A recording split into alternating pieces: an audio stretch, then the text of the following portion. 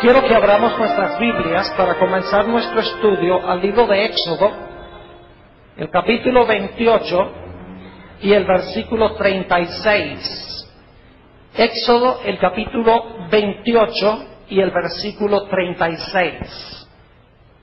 Se describe aquí una mitra que usaba el sumo sacerdote en Israel. Es decir, Aarón tenía esta mitra o esta corona, y enfrente de la corona había una inscripción muy especial. Dice allí, en el capítulo 28 y el versículo 36, harás además una lámina de oro fino y grabarás en ella como grabadura de sello santidad a Jehová.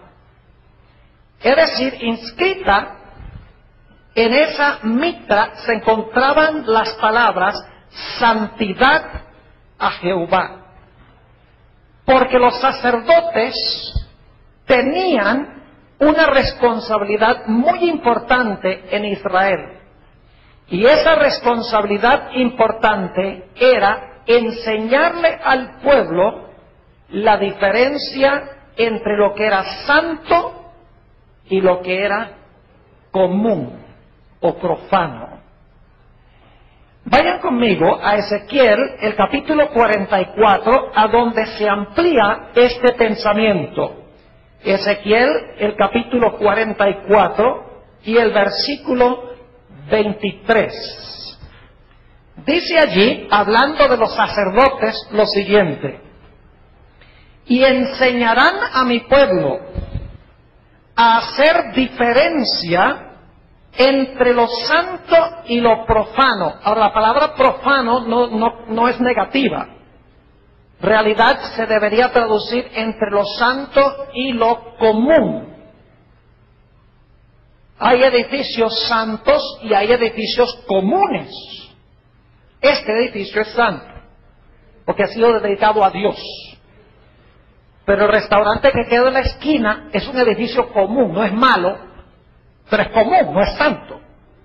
Eso es lo que quiere decir aquí cuando dice, y enseñarán a mi pueblo a hacer diferencia entre lo santo y lo profano o lo común. Y les enseñarán a discernir entre lo limpio y lo no limpio. Es decir, una gran responsabilidad de los sacerdotes en Israel era enseñarle al pueblo de Dios la diferencia entre lo que es santo y lo que es común. Encontramos ilustrado esto desde el comienzo de la historia, cuando Dios le dijo al hombre: estos árboles, todos los árboles son para tu uso común, pero hay un árbol que me he reservado para mí. No participes de mi árbol. Dios distinguió entre los árboles comunes y el árbol que pertenecía a él, del cual el hombre no debía participar. Vemos la misma distinción en la destrucción de Jericó. Dios le dijo al pueblo de Israel: cuando conquisten la ciudad de Jericó, no tomen nada de lo que está en esa ciudad, porque es el diezmo de la tierra. Es la primera ciudad que ustedes conquistan. Todo el oro, toda la plata, todo el bronce, todo el hierro es consagrado a Jehová, es decir, es santo, no es para ustedes. Después, cuando vayan a otras ciudades, ya el oro y la plata y todas esas cosas las pueden agarrar para ustedes. Pero como Jericó es la primera ciudad que ustedes conquistan, es el diezmo de la tierra y me pertenece a mí. Y todos sabemos que hubo un hombre llamado Acán, quien tomó lo que era santo y se lo apropió para usos comunes. Igual que en el huerto del Edén, Adán y Eva participaron del árbol de Dios y lo usaron contrario a lo que Dios había especificado. Ahora, esta noche vamos a estudiar una historia donde se ilustra la importancia de distinguir entre lo que es santo y lo que es común. Y cómo era importantísimo que los sacerdotes le enseñaran al pueblo la diferencia entre lo que era común y lo que era santo. Me refiero a la historia de los dos hijos de Aarón, Nadab y Abiú. Vayan conmigo a Levítico, el capítulo 9, Levítico, el capítulo 9, y voy a leer los versículos 23 y 24. Levítico 9, 23 y 24. Ya se había construido el tabernáculo. Ya Aarón y sus hijos habían sido dedicados al sacerdocio. Ya los sacrificios habían sido colocados sobre el altar. Y ahora Dios manifestó su aceptación del sacrificio haciendo algo espectacular. Dice en el versículo 23, y entraron Moisés y Aarón en el tabernáculo de reunión, y salieron y bendijeron al pueblo, y la gloria de Jehová se apareció a todo el pueblo. Y ahora escuchen, y salió fuego de delante de Jehová y consumió el holocausto con las grosuras sobre el altar, y viéndolo todo el pueblo alabaron y se postraron sobre sus rostros. Es decir, el fuego salió de la presencia de Jehová y ese fuego consumió los sacrificios que se habían colocado sobre el altar. Es decir, ese fuego que consumió los sacrificios era fuego santo, porque fue un fuego que se originó con Dios. Y es más, ese fuego que llovió sobre el altar no se apagó sino hasta que fue destruido el templo de Salomón. Mucho tiempo después, es decir, aun cuando se construyó el templo de Salomón, ese fuego que había llovido Dios lo mantuvieron ardiendo como la llama eterna, tal llamada que no es tan eterna en los olímpicos, ¿verdad que sí? Así era, fuego santo, fuego que nunca se debía apagar. Y vamos a encontrar que Dios le había dicho a los sacerdotes, este fuego que yo lloví sobre este altar es fuego santo. Y cuando ustedes vayan a llevar fuego dentro del santuario, a mezclar el fuego como el incienso, siempre tomen fuego de este altar, porque este fuego es santo. No es como cualquier fuego, es santo porque se originó en mí. Yo lo lloví sobre los sacrificios. Ahora nos dice en Levítico, el capítulo 10, y el versículo 1, que los hijos de Aarón hicieron algo que causó la muerte trágica de estos dos jóvenes. Dice en Levítico el capítulo 10 y el versículo 1, Nadab y Abiú, hijos de Aarón, tomaron cada uno su incensario y pusieron en ellos fuego, sobre el cual pusieron incienso, y ofrecieron delante de Jehová fuego extraño que él no les mandó. Pregunta, ¿sabían Nadab y Abiú cuál fuego debían ofrecer? Claro que sí, porque si dice que ofrecieron fuego extraño que Dios no les mandó, entonces sabían cuál fuego sí les mandó. Ellos sabían muy bien cuál era el fuego que Dios había mandado que mezclaran con el incienso. Y sin embargo dice que tomaron fuego extraño. Es decir, tomaron un fuego que no era el fuego del altar. Tomaron un fuego común, en otras palabras, y lo mezclaron con el incienso. Ahora yo pregunto, si ustedes hubieran visto los dos fuegos, el fuego santo y el fuego común, ¿su apariencia sería similar? ¿O es que el fuego santo era como más brillante y como que quemaba más? No. Si ustedes hubieran visto los dos fuegos ¿se qué? Se parecían. ¿Creen que si hubieran metido el dedo en uno y el otro fuego, igual se queman el dedo? Claro que sí. ¿Creen que si hubieran analizado las propiedades químicas de los dos fuegos, las propiedades químicas hubieran sido las mismas? Claro que sí. Es decir, en su apariencia externa, los dos fuegos eran iguales. Lo que distinguía el fuego que se encontraba sobre el altar era que Dios había llovido ese fuego y Dios declaró que ese fuego era santo. Y cuando metieran el fuego dentro del santuario, debían meter el fuego santo. No podían traer fuego común y ofrecérselo a Dios como si fuera santo. Ahora, tenemos dos símbolos aquí que necesitamos interpretar. En primer lugar, tenemos el fuego. El fuego en esta historia es simbólico. ¿Qué representa el fuego en las Escrituras? Ustedes lo saben. Juan el Bautista dijo que el que viene tras mí os bautizará ¿con qué? Con Espíritu Santo y ¿con qué? Y con fuego. ¿Y qué pasó en el día del Pentecostés cuando se derramó el Espíritu Santo? Dice que se vieron lenguas como de ¿qué? Fuego. Entonces, ¿qué representa el fuego? El fuego representa el Espíritu Santo. Es decir, el fuego simboliza al Espíritu Santo. Pero tenemos también aquí el símbolo del incienso, porque el fuego se mezclaba con el incienso. La pregunta es, ¿qué representaba el incienso que se mezclaba con el fuego? Vayan conmigo al Salmo 141.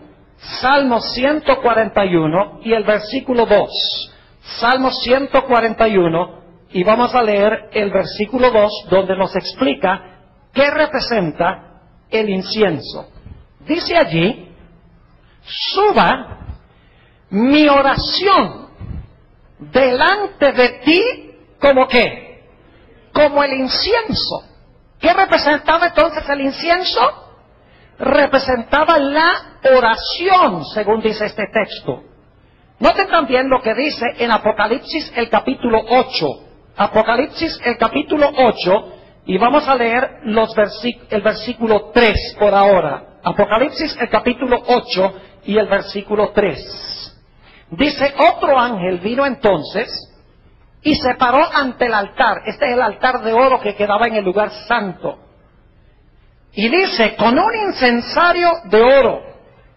Y se le dio mucho incienso para añadirlo ¿a qué?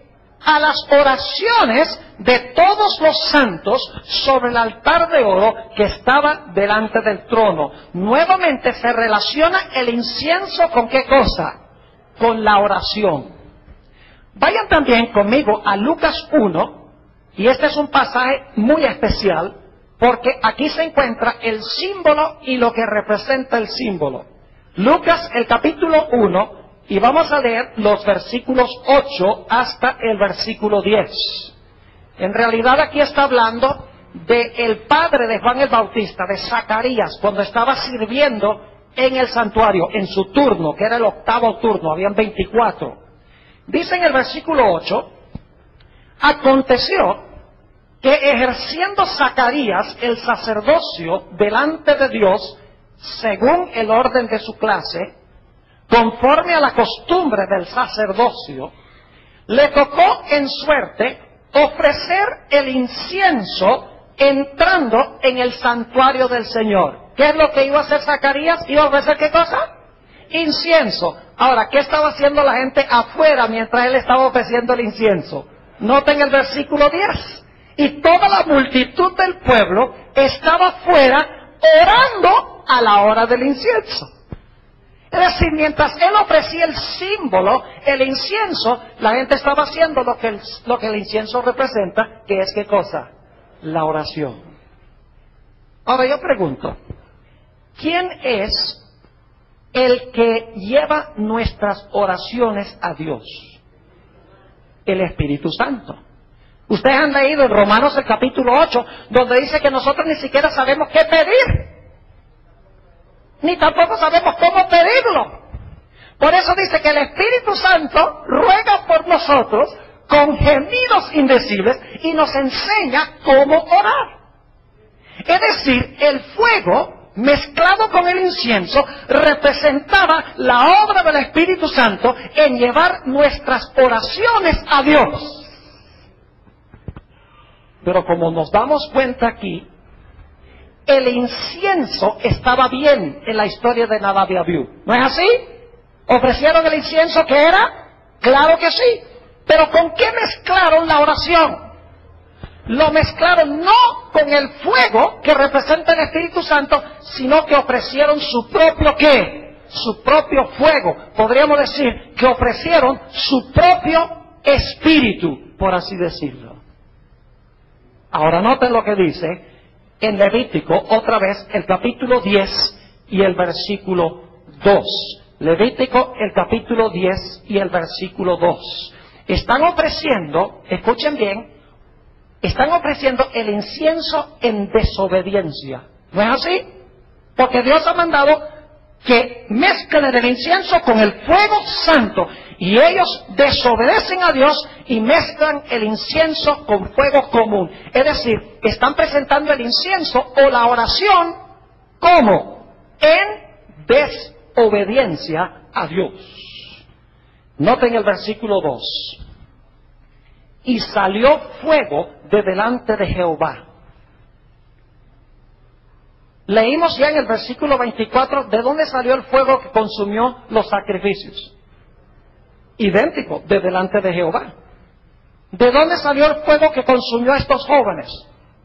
De delante de Jehová. ¿Tuvo el fuego la misma fuente? Claro que sí. ¿Saben lo que dicen algunas personas, inclusive en la iglesia adventista hoy? Dicen, ese no fue Dios que mandó el fuego, eso fue el diablo. Porque Dios no destruye a nadie. Se ha vuelto común, por lo menos en los Estados Unidos, esa idea de que Dios es demasiado amoroso, demasiado misericordioso, que Dios no destruye a nadie. Así que ese fuego que salió de Dios, en realidad el diablo era el que estaba mandando el fuego, porque Dios le dio permiso. Pero claramente dice en este pasaje que el fuego que consumió los sacrificios salió de Jehová. Y dice que el fuego que consumió a los jóvenes salió también de Jehová. Es decir, tuvo la misma fuente. Y dicho sea de paso, el fuego salió del lugar santísimo del santuario. Y no creo que el diablo haya estado en el lugar santísimo. Ahora fíjense, versículo 2. Y salió fuego delante de Jehová, y los ¿qué? Y los quemó, y murieron delante de Jehová. Son de las historias que no nos gusta leer a nosotros. Porque hoy en día se ha vuelto común en la iglesia adventista de que Dios es un caramelo, de que Dios es todo misericordia, de que Dios es todo amor y Dios es todo gracia, y a Dios no le importa lo que hagamos, a Dios no le importa lo que digamos, a Dios no le importa nada. Él es demasiado amor para destruir a cualquiera. Pero Dios, además de ser amor, es un Dios de justicia y un Dios que exige respeto, porque es un Dios santo. Hay otras historias en la Biblia que no nos gusta leer. Por ejemplo, la historia de Usa, que tocó el arca santa y cayó muerto. Uy, qué cosa terrible. No nos gusta leer en cuanto a la historia de los niños que estaban criticando al profeta de Dios, al santo profeta de Dios, y salieron 2 osas. Y dice la Biblia que hirieron a esos niños. No nos gusta estudiar la historia de Coré, Datán y Abirán, donde dice que ellos quisieron ejercer el sacerdocio. Dijeron, ¿y por qué es que la casa de Aarón solamente puede ser sacerdote? Nosotros queremos ser sacerdotes. Y Moisés dice, está bien, yo no les voy a discutir. Dios ha dicho qué es lo que se debe hacer, pero si ustedes quieren, traigan mañana sus incensarios. Y el siguiente día vinieron los 250 con los incensarios, se abrió la tierra y se los tragó. Y dice, pero ese era el Dios del Antiguo Testamento. ¿Y Ananías y Zafira qué? Esa historia es después del derramamiento del Espíritu Santo en el libro de Hechos de los Apóstoles. Todas estas historias quieren enseñarnos, mis hermanos y hermanas, apreciadas visitas, que Dios sí es un Dios de misericordia, Dios es un Dios longánime, Dios es un Dios de amor, pero al mismo tiempo Dios es un Dios que espera que se le trate con respeto, porque Dios es santo. Así que dice que salió un fuego de la presencia de Dios y los consumió. Ahora noten el versículo 3. ¿Qué hubiera hecho usted si hubiera sido esto lo que pasó con un hijo suyo? ¿cuál sería la reacción normal? Luto y duelo. Pero fíjense lo que le dice Dios a Aarón y a Moisés y al pueblo. Versículo 3. Entonces dijo Moisés a Aarón: esto es lo que habló Jehová diciendo: en los que a mí se acercan me santificaré. En realidad en el hebreo dice: en los que a mí se acercan tienen que reconocerme como santo. Y en presencia de todo el pueblo seré glorificado. Y Aarón, ¿qué cosa? Cayó. Versículo 4. Y llamó Moisés a Misael y a Elzafán, hijos de Uziel, tío de Aarón, y les dijo: acercaos y sacad a vuestros hermanos de delante del santuario, fuera del campamento. ¿A dónde los sacaron? Fuera del campamento, es decir, que ya no pertenecían al pueblo de Israel. Cuando se aplicaba la pena capital, siempre se aplicaba ¿dónde? Era cortado del pueblo y sucedía fuera del campamento. Y dice en el versículo 5: y ellos se acercaron y los sacaron con sus túnicas fuera del campamento, como dijo Moisés. Entonces Moisés dijo a Aarón y a Eleazar e Itamar sus hijos: escuchen bien, no descubráis vuestras cabezas, que era señal de duelo, ni rasguéis vuestros vestidos en señal de duelo, para que no muráis, ni se levante la ira sobre toda la congregación, pero vuestros hermanos, toda la casa de Israel, sí lamentarán por el incendio que Jehová ha hecho. Es decir, lamentense porque Dios tuvo que hacer esto. Pero no se lamenten por estos dos muchachos. No les hagan luto a estos dos muchachos. Porque si hubieran hecho luto, hubieran estado demostrando que simpatizaban con ellos. Hay otra historia en la Biblia que es parecida a esta. La historia de Coré, Datán y Abirán. ¿Saben ustedes que después que Moisés le dijo: traigan los incensarios, ofrezcan el incienso aquí en el santuario? Trajeron los incensarios y empezaron a ofrecer el incienso, y la tierra se abrió y se los tragó. ¿Y saben lo que empezó a decir el pueblo? Empezó a decir: ¿por qué mataste tú a estos? Se enfureció el pueblo con Dios. ¿Y qué dijo Dios? Ah, bueno, está bien, me arrepiento. No. Dios dice: así es la cosa. Y entre el pueblo hubo gran mortandad también, porque simpatizaron con los rebeldes. Ahora déjenme leerles un pasaje muy interesante que encontramos en el libro Patriarcas y Profetas, la página 376. Vivimos en un tiempo cuando nadie quiere aplicar la disciplina eclesiástica. O muy pocas personas quieren que se discipline a la gente, porque dicen: no podemos hacer eso, porque eso no es lo amoroso. Eso no es misericordioso. Ahora, no quiero decir que no debemos tener misericordia y no debemos tener amor para con la gente. Pero cuando se cometen pecados abiertos contra la voluntad de Dios y simpatizamos con el transgresor, Dios no le agrada. Escuchen lo que dice la sierva de Dios en el libro Patriarcas y Profetas, en la página 376. Dice: había en Israel algunos a quienes la amonestación de este terrible juicio podría evitar que abusaran de la tolerancia de Dios hasta el extremo de sellar también su propio destino. Es decir, el mal ejemplo: si no se hubiera hecho nada, la gente hubiera dicho: bueno, no importa.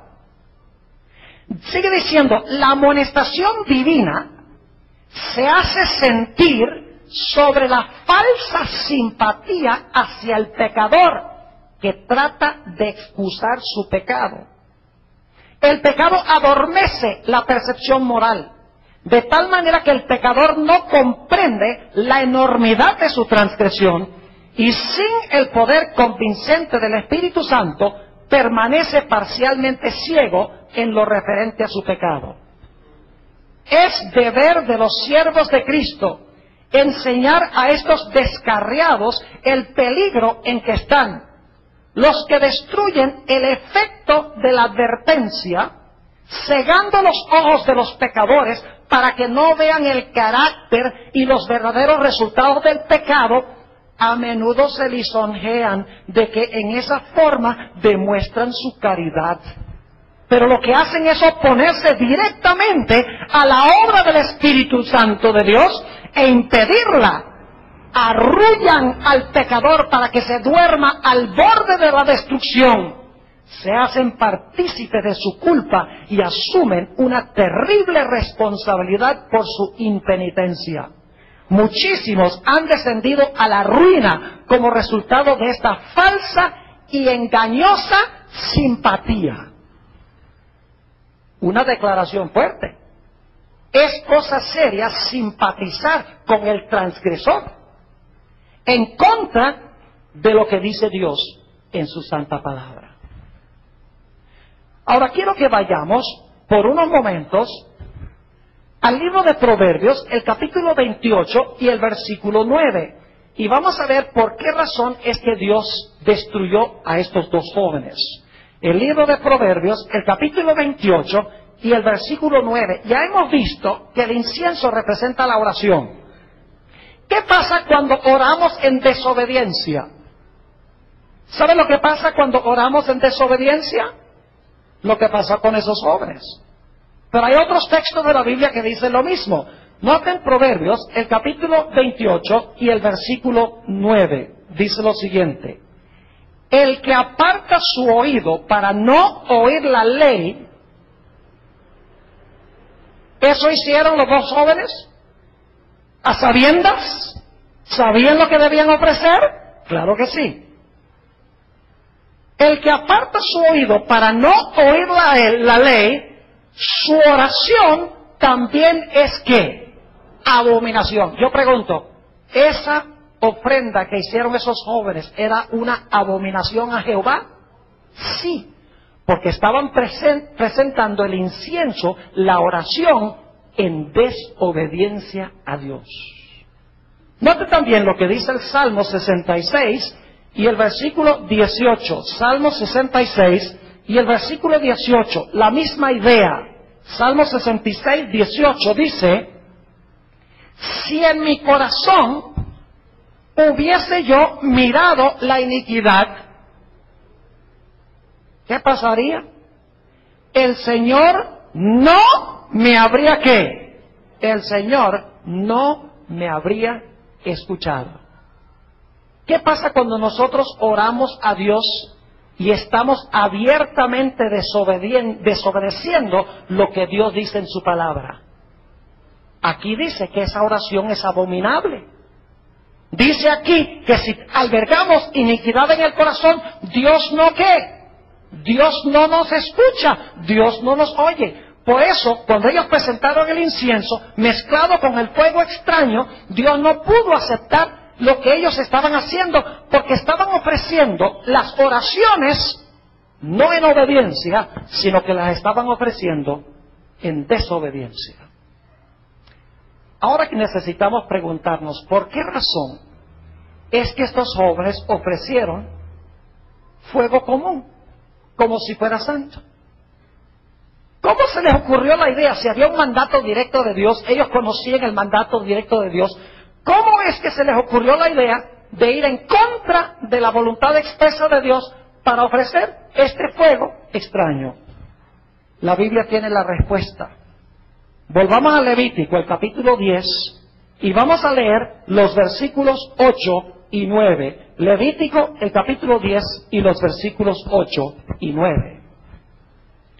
Y Jehová habló a Aarón diciendo, tú y tus hijos contigo no beberéis vino ni sidra cuando entréis en el tabernáculo de reunión, para que no muráis. Estatuto perpetuo será para vuestras generaciones. ¿Qué había pasado con Nadab y Abiú que los llevó a ofrecer fuego común como si fuera santo?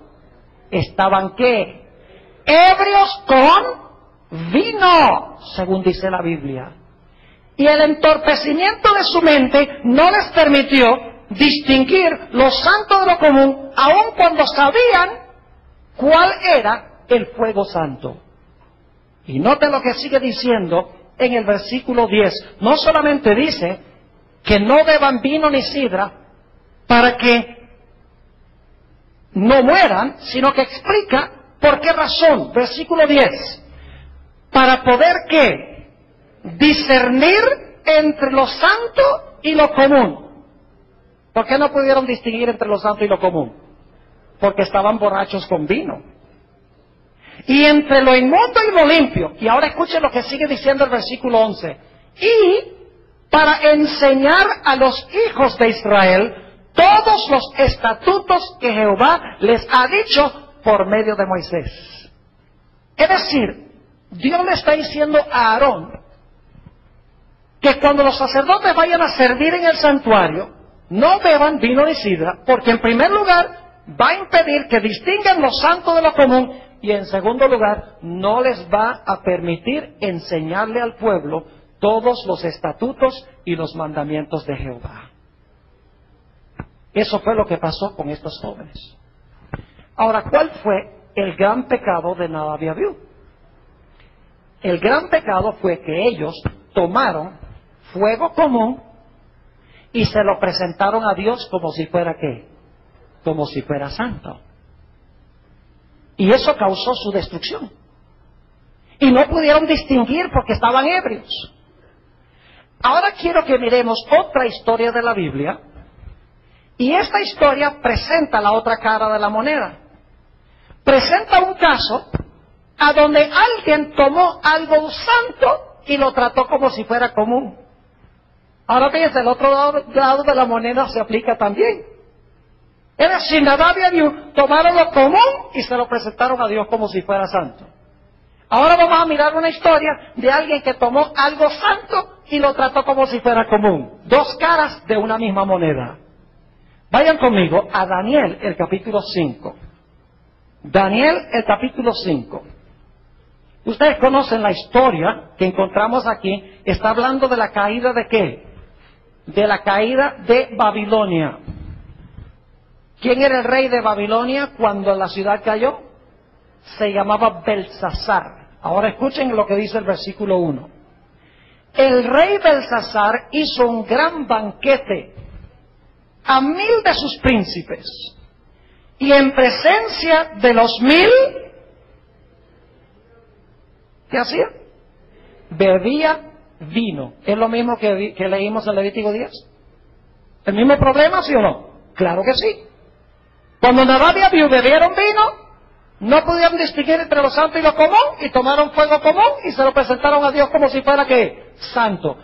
Ahora encontramos que Belsasar, la noche que cayó Babilonia, bebía vino. ¿Y cuál fue el resultado? Noten el versículo 2.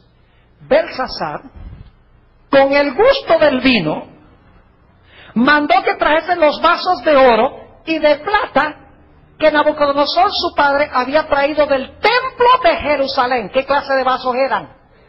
Santos. ¿Y por qué los mandó a traer? Porque estaba ¿qué? Ebrio. Estaba borracho, no pudo distinguir lo que era santo. Dice en el versículo 2 nuevamente, Belsasar con el gusto de vino mandó que trajese los vasos de oro y de plata de Nabucodonosor, su padre, que su padre había traído del templo de Jerusalén, para que bebiesen en ellos el rey y sus grandes, sus mujeres y sus concubinas. Entonces fueron traídos los vasos de oro que habían traído del templo de la casa de Dios que estaban en Jerusalén, y bebieron en ellos el rey y sus príncipes, sus mujeres y sus concubinas. Y ahora quiero que noten algo muy interesante en esta historia. Como resultado de beber vino, no pudieron distinguir entre lo santo y lo común, y como resultado cayeron en la idolatría y en la falsa adoración. Quiero que recuerden esto porque vamos a hacer la aplicación a nuestros días dentro de unos momentos. Piensa el versículo 4. Y bebieron vino. ¿Y qué hicieron como resultado de no distinguir lo santo de lo común? Y alabaron ¿Practicaron falsa adoración? ¿Idolatría? Sí. Dice, alabaron a los dioses de oro y de plata, de bronce, de hierro, de madera y de piedra. Y alguien podría decir, pero pastor, Belsasar no sabía que esos vasos eran santos. ¿Usted cree que lo sabía? Claro que lo sabía. Porque inmediatamente después de esto dice que apareció una mano escribiendo en la pared que decía Mene Mene Tekel Uparsin. Y aunque el rey podía leer las letras, no podía entender su significado. Y por lo tanto trajo los magos y los astrólogos y los adivinos para que leyeran. Ellos dijeron, nosotros no entendemos eso. Y entonces, la abuela de Belsasar, la esposa de Nabucodonosor, que aún estaba viva, le dijo a Belsasar, yo conozco un individuo que en los días de tu padre, dice ahí, aunque es el abuelo, Nabucodonosor era capaz de interpretar sueños y visiones. Y Belsasar lo mandó a llamar. Y si usted lee la historia de Daniel 5, Daniel comenzó a relatarle a Belsasar la experiencia de su abuelo Nabucodonosor. Le contó cómo se ensoberbeció y como resultado Dios lo humilló por 7 años y al final de los 7 años Nabucodonosor alabó al Dios del cielo. Y entonces Daniel le dijo, y tú has mandado a traer los vasos santos del templo de Jerusalén aún sabiendo todo esto. ¿Sabía Belsasar que esos vasos eran sagrados y santos? Claro que sí, pero tomó los vasos santos y los trató como si fueran ¿qué? Los trató como si fueran comunes. Y el resultado fue que cayó en idolatría, en falsa adoración, y fue el fruto de beber ¿qué cosa? Vino. Ahora yo pregunto, ¿será que esta historia se va a repetir al final de la historia? ¿Tiene el libro de Apocalipsis algo que decir en cuanto al vino? ¿Sí? Vamos a leerlo. Apocalipsis, el capítulo 17 y el versículo 1. Apocalipsis 17 y el versículo 1. Vino entonces uno de los 7 ángeles que tenían las 7 copas y habló conmigo diciéndome, ven acá, te mostraré la sentencia contra la gran ramera, la cual está sentada sobre muchas aguas. ¿Qué representa una mujer en las profecías? La iglesia. Una mujer pura representa ¿qué clase de iglesia? Una iglesia pura. Una mujer ramera representa una iglesia que ha caído, una iglesia que se ha prostituido, podríamos decir. Ahora fíjense cuál es el gran pecado de esta ramera, de esta iglesia apóstata. Dice en el versículo 2, con la cual han fornicado los reyes de la tierra y los moradores de la tierra se han embriagado con el vino de su fornicación. En los últimos días, ¿el mundo cristiano va a beber vino según esto? Sí, porque está hablando de la iglesia apóstata que da el vino. ¿Y cómo se llama este sistema? Fíjense que es el mismo nombre del sistema que existía en los días de Belsasar. El versículo 5 dice, y en su frente un nombre escrito, un misterio, Babilonia la grande, la madre de las rameras y de las abominaciones de la tierra. Yo pregunto, ¿va a ser el vino un problema serio en los últimos días? Claro que sí. Ahora, en los últimos días no está hablando de vino literal. En Apocalipsis estamos hablando de símbolos. La mujer representa una iglesia. El hecho de que es una ramera representa algo. El hecho de que se sienta sobre aguas, las aguas son muchedumbres, naciones, lenguas y pueblos.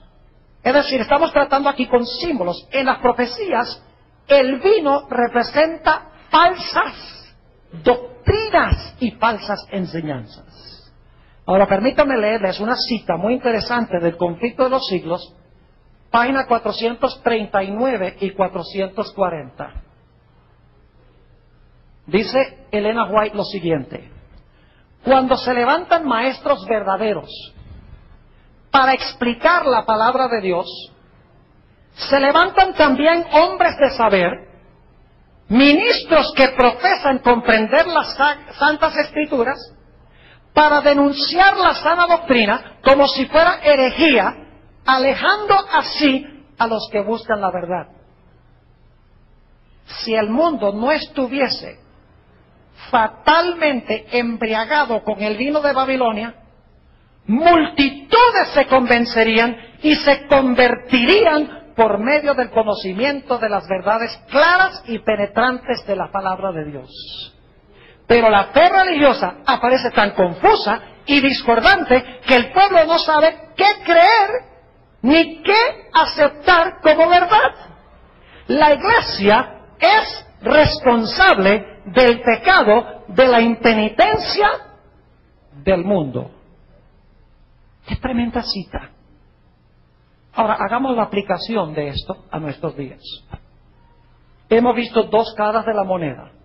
Dicho sea de paso, la Biblia dice que Babilonia va a ser quemada con fuego, fuera del campamento de los santos. Es decir, esa historia de Nadab y Abiú, una historia tipológica, es una profecía.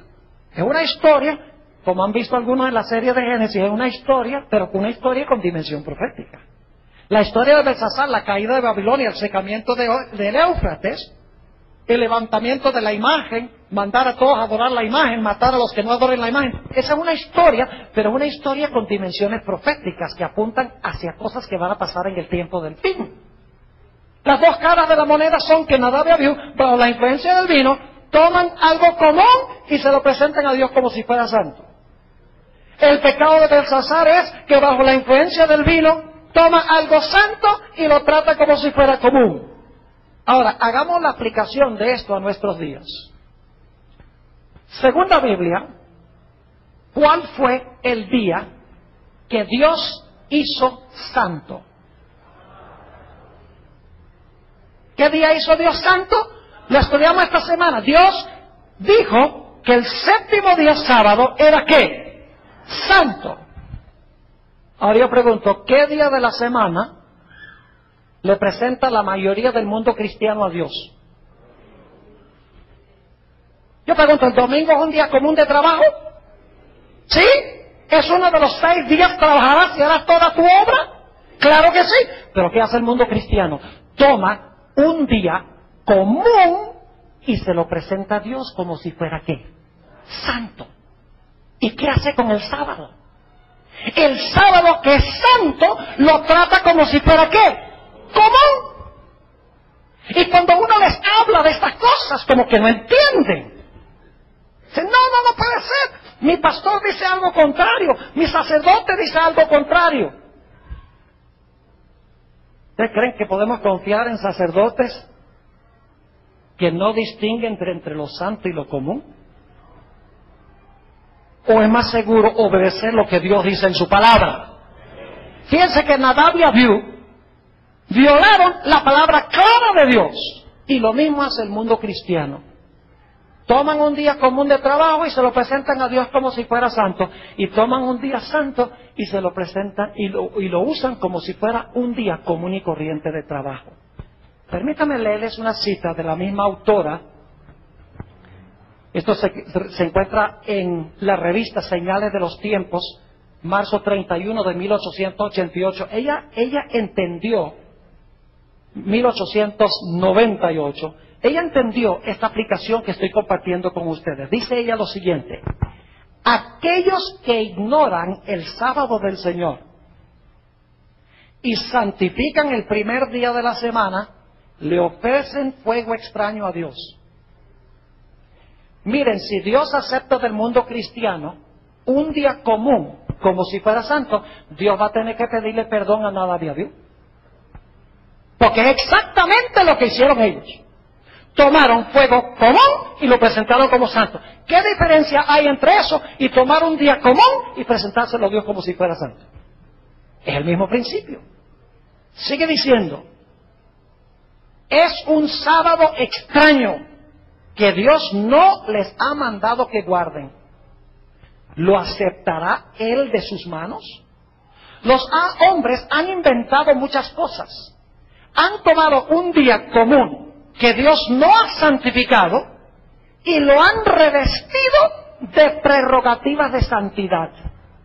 Han declarado que es un día santo, pero esto no le da ni un solo vestigio de santidad. Deshonran a Dios cuando aceptan instituciones humanas y las presentan al mundo como el sábado cristiano, día que no tiene como autoridad un así dice Jehová. Así como Nadab y Abiú ofrecen lo común en lugar de lo santo. ¿Ustedes recuerdan que cuando Belsasar tomó lo santo y lo trató como si fuera común, el resultado fue falsa adoración y qué? Idolatría. Ahora escuchen lo que les voy a decir. La observancia del domingo como día de reposo es idolatría. Dice, pastor, ¿cómo va a decir eso? Permítame presentarlo de esta forma. ¿Quién creó el sol? Dios. ¿Lo creó para la adoración? ¿Lo creó para la adoración? No, es un objeto común, ¿verdad? ¿Qué pasa si usted entonces usa el sol y lo adora? Lo usa para la adoración. ¿Qué pasa? ¿Cómo se llama eso? Idolatría. ¿Quién hizo el primer día de la semana? Dios. ¿Lo hizo para la adoración? No. Entonces, ¿qué pasa si usted lo convierte en un día de adoración? Igual. No importa si es un objeto o si es un día. Cualquier cosa que el hombre santifica, que Dios no ha santificado, es ¿qué cosa? En principio es idolatría. Ahora algunas personas están diciendo, pero pastor, hay millones de personas en el mundo cristiano que no conocen esto. ¿Será entonces que Dios no escucha las oraciones de ellos, que las oraciones de ellos son abominables ante Jehová? La respuesta es que no. La mayoría de los verdaderos hijos de Dios están fuera de la iglesia adventista. En todas las iglesias, en la católica, en todas las iglesias protestantes, hay verdaderos hijos e hijas de Dios que no conocen lo que hemos estado hablando. Lo ignoran. Ustedes notan que el pecado está en el que sabe hacer lo bueno y no lo hace, dice la Escritura. Cuando se viola la luz clara que se entiende de Dios, aún bajo la influencia del vino o de las falsas doctrinas, cuando la gente a sabiendas lo hace, en ese momento es que Dios no puede aceptar las oraciones que se ofrecen a Dios. Yo doy gracias al Señor que en Apocalipsis el capítulo 18 Dios le da un llamado a aquellos fieles que están en Babilonia para que salgan. Vamos a Apocalipsis 18 y ustedes van a ver Apocalipsis 18 y el versículo 1. Dice allí: después de esto vi a otro ángel descender del cielo con gran poder, y la tierra fue alumbrada con su gloria, y clamó con voz potente diciendo: ha caído la gran Babilonia. Fíjese, el mismo reino que menciona Daniel 5. Y se ha hecho habitación de demonios y guarida de todo espíritu inmundo y albergue de toda aves inmunda y aborrecible, porque todas las naciones, noten otra vez, han bebido del vino del furor de su fornicación, y los reyes de la tierra han fornicado con ella, y los mercaderes de la tierra se han enriquecido de la potencia de sus deleites. Y luego noten el llamado que hace Dios. Y oí otra voz del cielo que decía: salid de ella, pueblo mío. ¿Tiene Dios pueblo en Babilonia? ¿Qué les parece? ¿Tiene Dios pueblo en Babilonia? Claro que sí. Si no tienen pueblo en Babilonia, ¿para qué los invita a salir? Dice: sal de Babilonia. Dice: salid de ella, pueblo mío, para que no seáis partícipes de sus pecados, ni recibáis parte de sus ¿qué? Parte de sus plagas.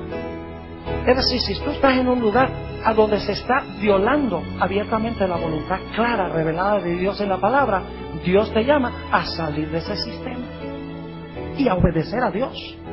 Si Dios dice que el sábado es santo, ese es el día que nosotros debemos guardar. No debemos aceptar el vino que nos dan, que dice que no importa, que Dios no le importa cuál día, o que el domingo es el día de reposo. Cuando Dios dice claramente en su palabra cuál es el día, Nosotros sencillamente debemos obedecer lo que Dios dice. Si Nadab y Abiú hubiesen hecho eso, hubieran muerto ya de viejos. No les hubiera sucedido lo que les sucedió. Mis hermanos y hermanas, apreciadas visitas, Dios quiere que nosotros le reconozcamos como santo. No porque le tengamos miedo, no porque digamos, ay no, si yo mejor me porto bien y trato todo santo porque si no Dios me destruye. No, debemos amar a Dios, y porque amamos a Dios vamos a querer reconocerlo como el alto y sublime que habita en la santidad, como dice la Biblia, y vamos a querer tratarlo como santo, como el gran Dios que está en distinción con sus criaturas y cuyo nombre, según la Biblia, es santo.